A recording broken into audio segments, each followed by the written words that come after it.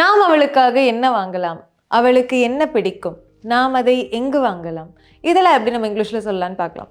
First, நாம் அவளுக்காக என்ன வாங்கலாம். அப்போ நம்ம என்ன வாங்கலாம் அப்படிங்கிறதுக்கு வாட் ஷால் வி பை அப்படின்னு சொல்லலாம்.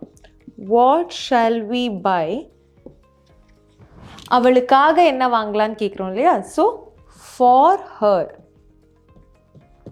அடுத்து, அவளுக்கு என்ன பிடிக்கும். அப்போ அவளுக்கு என்ன பிடிக்கும் அப்படின்னா what does she like. Next, நாம் அதை எங்கே வாங்கலாம். அப்போ நம்ம எங்கே வாங்கலாம் அப்படின்னா where shall we buy other it. So இந்த மாதிரி வீடியோஸ் உங்களுக்கு ஹெல்ப்ஃபுல்லாக இருந்தது அப்படின்னு நினச்சிங்கன்னா இங்கிலீஷ் கேஃபே பேஜை ஃபாலோ பண்ணுங்கள். Thank you. English Cafe. We present you the perfect English.